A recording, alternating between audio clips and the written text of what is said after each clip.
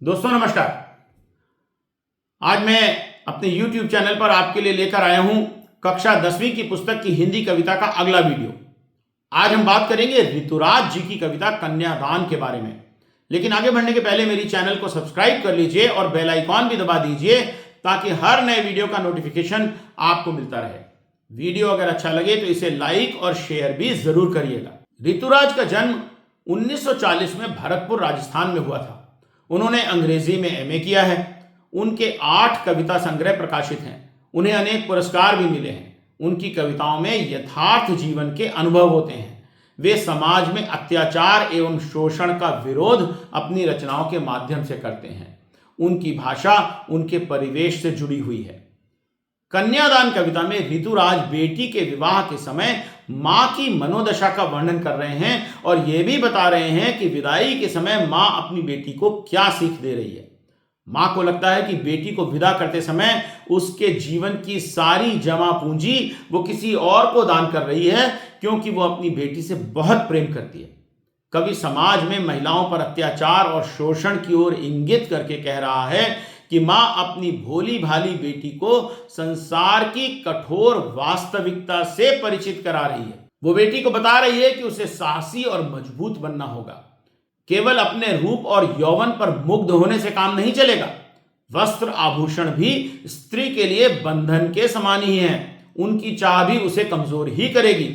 आज संसार में बहुत से लोग अपनी बहुओं को इतना तंग करते हैं कि वे आग में जलकर आत्महत्या तक कर लेती हैं।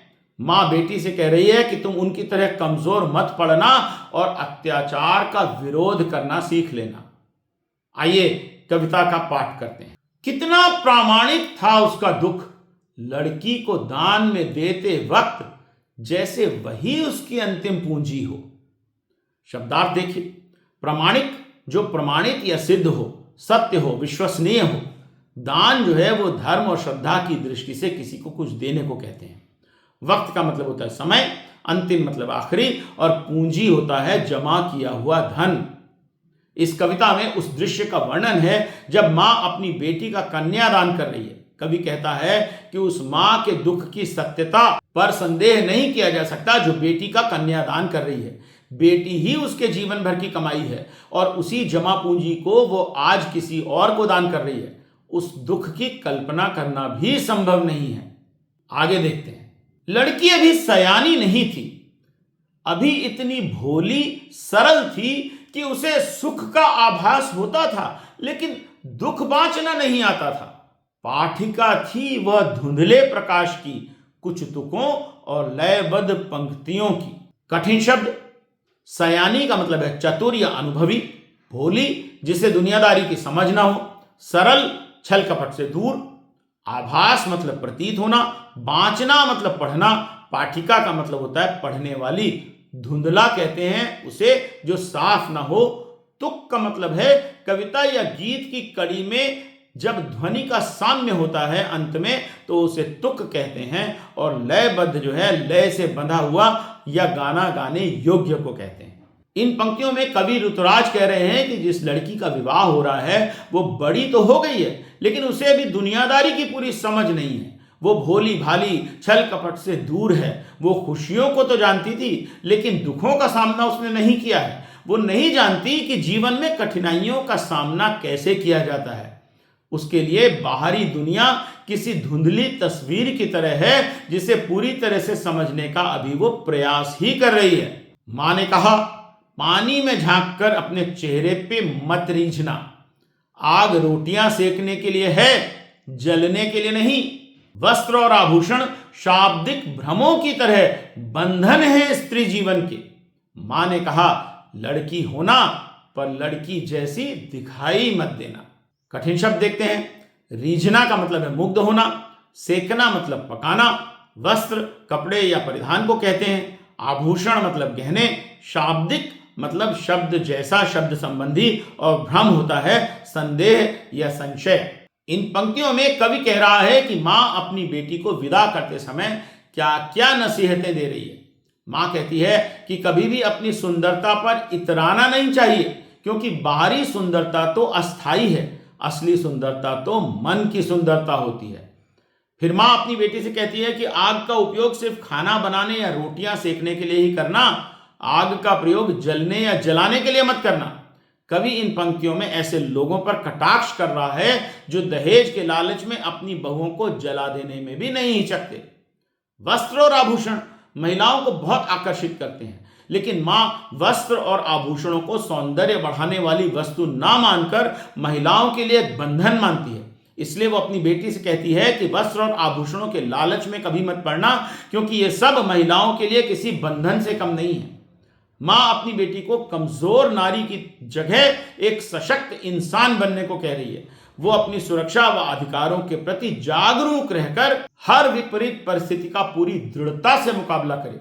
लोग महिलाओं को कमजोर समझकर ही उनका शोषण व अत्याचार करते हैं। आइए अब इस कविता पर कुछ प्रश्न उत्तर कर लेते हैं। पहला प्रश्न है, आपके विचार से मां ने ऐसा क्यों कहा कि लड़की होना पर लड़की जैसा मत दिखाई देना? उत्तर है, लड़की होना पर लड़की जैसी मत दिखाई देना, इसका अर्थ है कि वो लड़की तो है ही, परंतु उसे कमजोर नहीं बनना है। लोग लड़कियों को कमजोर समझकर उन पर अत्याचार करते हैं। मां अपनी बेटी से कह रही है कि लड़की होकर भी उसे जीवन की कठिनाइयों का साहस पूर्वक मुकाबला करना है, अत्याचारों के विरुद्ध आवाज उठाना है।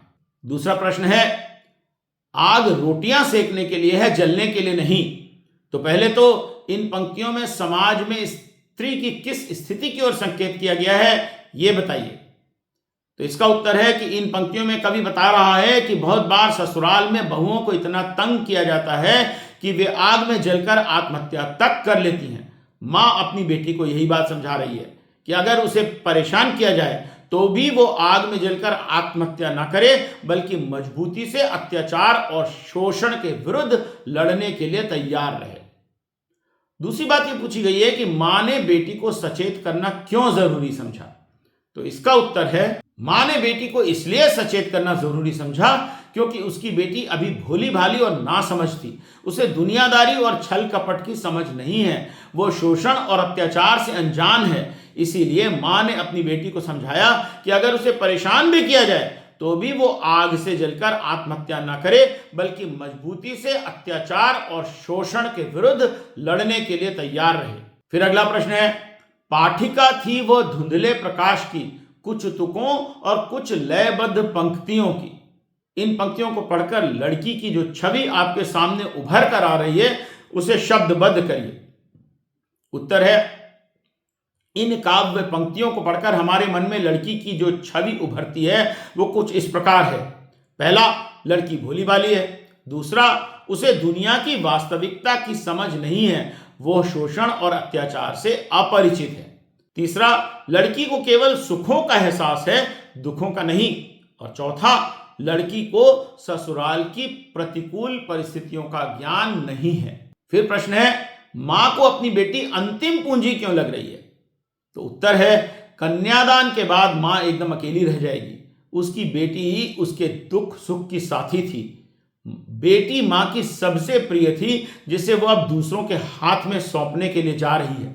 मां अपनी बेटी को बहुत लाड़ प्यार से पालती है, तो इसलिए वो उसको अपनी अंतिम पूंजी दिखती। फिर अगला प्रश्न है, मां ने बेटी को क्या क्या सीख दी? उत्तर है, मां ने कन्यादान के बाद अपनी बेटी को विदा करते समय ये सीखें दी। पहला, वो अपने रूप सौंदर्य पर आत्ममुग्ध न हो। दूसरा, आग का उपयोग रोटियां सेकने के लिए करना, अत्याचार से डरकर जलने और आत्महत्या करने के लिए नहीं।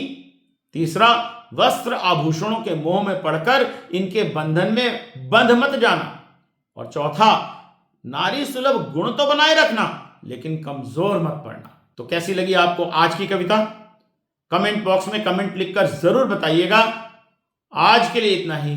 जल्दी ही फिर मिलेंगे कक्षा 10वीं की किसी नई कविता के बारे में नए वीडियो के साथ। तब तक के लिए नमस्कार।